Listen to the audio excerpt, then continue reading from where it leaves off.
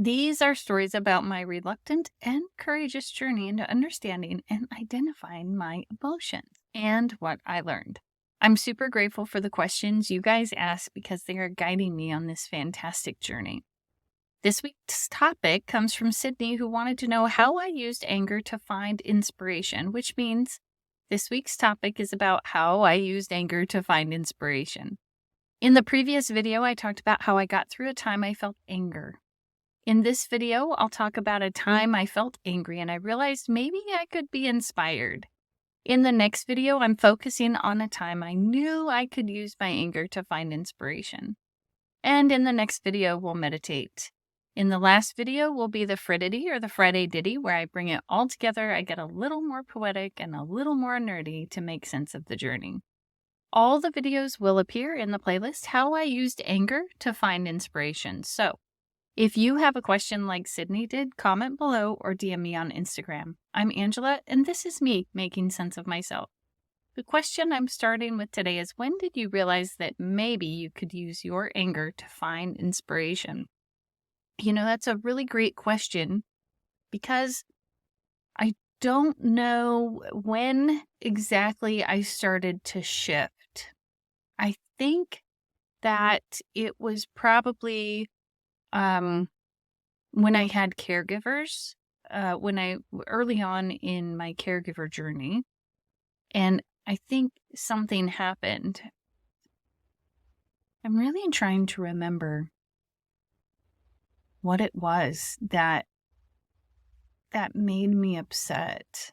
And probably, because I'm thinking of a time where a caregiver used my car without asking, to go get lunch, and they had their own car. So I don't know why they did that, but I remember feeling angry and I really wasn't sure how to address it. But, that anger then inspired me to have a conversation and let the person go because that was just not acceptable behavior. They continued on with unacceptable behavior. And so I think that was the first time I started to learn that my anger could inspire me. Now, later, I had other things happen in my life where it's like I took that anger and I would investigate. I talked about being a sponge in the last video. And I don't think that part of me changed or went away. I think it actually became better. So it's like I could be more inspired to do something. Now, when I was in the midst of feeling my helplessness from my disability coming on and trying to learn to live in a world that did not exist to me before that disability, I did not have that capacity to even feel inspired. So finding those moments is really interesting, and finding that very first moment where I felt like I could be inspired by my anger. I'm going to go to probably the most recent one, and I've talked about it before, but it's when the caregiver company came in and they were like, no, we're only going to do like these 4 or 5 things, and we're not going to help you be a parent, when I just needed some help to do the tasks. So it's not like I was turning over care. I was not doing things like that. And I became angry. And I realized that I needed help. And so I started researching, well, what does this mean? Are all companies like this? What do I need to get from the doctors? What do I need to get over here so that these things can be, so that I can get what I need? Because as a parent, I think that it is my job to be the parent. It's not my job to turn that care over to other people.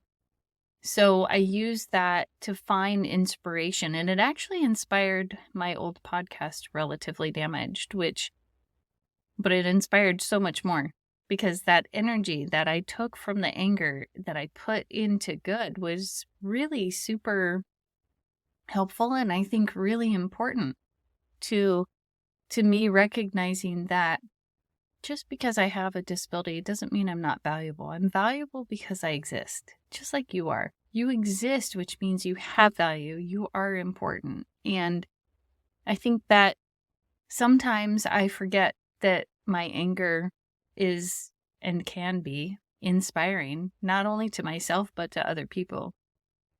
So, what was better in me or in my life when I realized I could use my anger?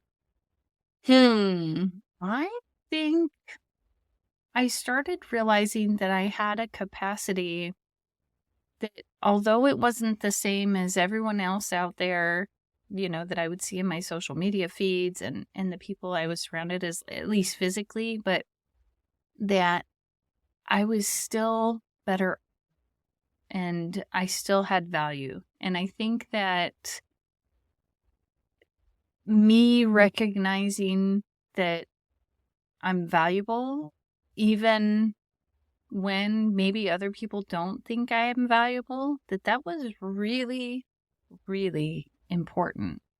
And I think it gave me that sense of confidence that I have today, and a sense of courage. Like, I was able to use my courage, and it did take a lot of courage to step through that, almost that wall of, oh, I'm not capable and I can't do this.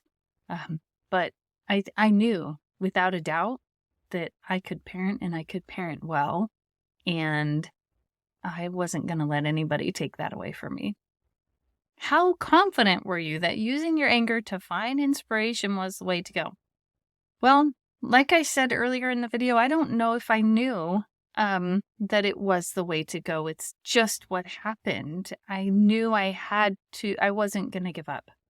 And that anger inspired me. Had that company not come in, I'm not sure what next would have happened in my life. Would I still be basically reading books and staying in my own little world? I probably wouldn't be on camera talking about the emotional journey.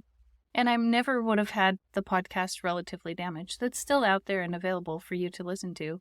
So I think that looking back, I can say I had confidence that I would find inspiration.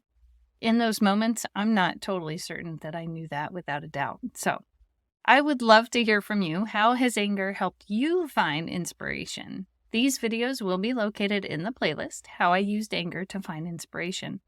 I'm Angela, and this is me making sense of myself.